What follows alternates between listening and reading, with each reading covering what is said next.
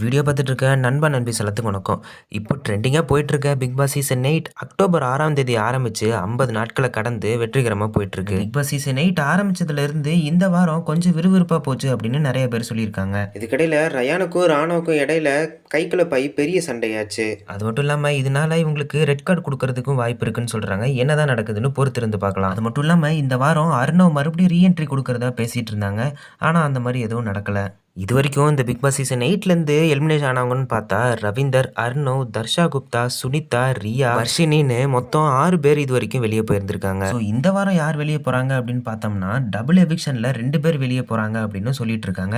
இது எந்த அளவுக்கு உண்மைன்னு நம்மளுக்கு தெரியல. ஆனால் ஒரு இன்ஃபர்மேஷன் நம்மளுக்கு ஒன்று வந்திருக்கு. அது என்ன அப்படின்னா ஒருவேளை டபுள் எவிக்ஷன் இல்லைனாலும் வைல்ட் கார்டு என்ட்ரியில் உள்ள வந்த சிவகுமார் கன்ஃபார்மாக வெளியே போவார் அப்படின்னு சொல்லியிருக்காங்க. ஸோ என்னதான் நடக்குதுன்னு சண்டே எபிசோடு வரைக்கும் பொறுத்திருந்து பார்க்கலாம். இதை பற்றி நீங்கள் என்ன நினைக்கிறீங்கன்னு கீழே மறக்காம கமெண்ட்ல சொல்லிருங்க.